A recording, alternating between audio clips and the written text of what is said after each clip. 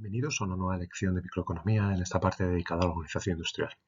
Con este vídeo comenzamos el bloque dedicado al análisis de los mercados oligopolísticos y la competencia monopolística. Y lo hacemos hablando del concepto de concentración, que caracteriza este tipo de mercados.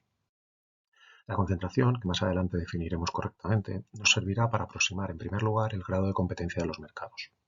Hasta ahora hemos visto los modelos de los extremos. Por un lado, la competencia perfecta, donde la competencia es máxima y la concentración nula, y por otro lado, el monopolio, donde la concentración es máxima en una única empresa y por lo tanto la competencia será nula. En función del grado de concentración se encontrarán el resto de modelos intermedios que veremos a continuación. Además, este concepto también está relacionado con el de poder de mercado, que vimos en vídeos anteriores, ya que aquellos mercados donde la concentración empresarial es más elevada son aquellos generalmente donde mayor poder de mercado tienen sus empresas. Por último, este concepto es importante porque nos permitirá también identificar aquellos sectores donde se necesita una mayor regulación, ya que serán aquellos donde exista un mayor grado de concentración. La concentración se refiere al grado en que un mercado, ya sea a través de su producción o de los beneficios empresariales, está repartido o aglutinado en un número pequeño o reducido de empresas. Es decir, estamos hablando de un concepto similar al de reparto de mercado, atomización del mercado o polarización del mercado.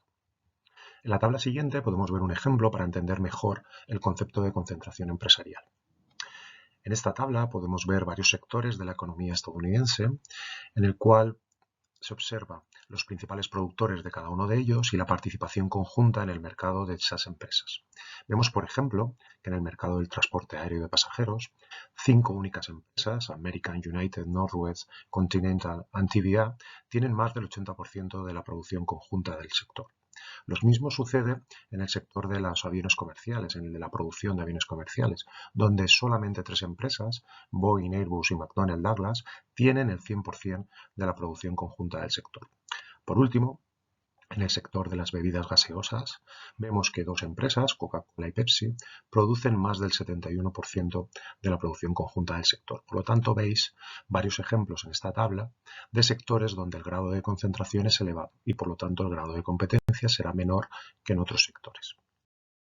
Una vez que hemos definido el concepto de concentración, el siguiente paso es medir dicha concentración. Una primera aproximación se puede realizar a través del análisis visual de las curvas de concentración. Estas curvas son aplicaciones de las curvas de Lorentz de estadística, pero en el eje X, en este caso, se expresará el número acumulado de empresas del mercado una vez las ordenamos según el tamaño, y en el eje Y, el porcentaje acumulado de producción o de beneficios empresariales según sea el caso del sector. La línea recta, en este caso D en el ejemplo, representará el nivel mínimo de concentración, ya que supone que cada empresa posee el mismo porcentaje acumulado de la producción del mercado. A partir de ahí, la concavidad de las curvas representa el grado de concentración del mercado. Cuanto más alejado de la línea recta, es decir, mayor concavidad, mayor concentración tendrá ese mercado. En el ejemplo, según esto, la curva A será la que mayor concentración tenga. Un paso más allá consiste en estimar indicadores de concentración, cuyas características deseables son las siguientes. En primer lugar, que sean fáciles de calcular e interpretar. En segundo lugar, que sean independientes del tamaño de mercado, es decir, que dé igual cuántas empresas tengáis en cada sector para el cálculo de dichos indicadores. En tercer lugar, generalmente su valor esté comprendido entre 0 para la competencia perfecta o concentración nula y 1 para la concentración máxima o nivel de monopolio. Estas características fueron definidas por los economistas Hanna y Kay en un artículo seminal del año 77. Dentro de los indicadores que cumplen en general estas características deseables, el primero sería el recíproco del número de empresas, que normalmente denominamos R y que es 1 partido N el tamaño del mercado.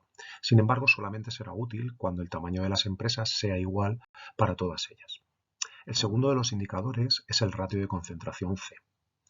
Este ratio mide la suma acumulada de las cuotas de mercado de las R primeras empresas más grandes del sector.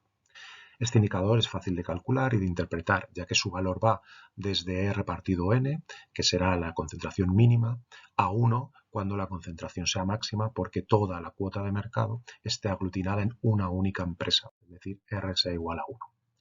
Un indicador más robusto, aún que el ratio de concentración anterior, ya que en este el nivel de referencia R es importante, a la hora de analizar dichos ratios de concentración será el que tenéis a continuación, que es el índice de Hirschman-Heffindal, o llamado también índice HH. Este indicador suma los cuadrados de las cuotas de mercado de todas las empresas del mercado. Al elevar al cuadrado las cuotas, lo que hacemos es darle mayor importancia a aquellas cuotas de mercado más grandes, por lo que ponderamos los procesos de concentración de las empresas más grandes frente a aquellas más pequeñas. Es el indicador más fiable y el más usado en la realidad, porque cumple todos los supuestos anteriormente descritos como deseables.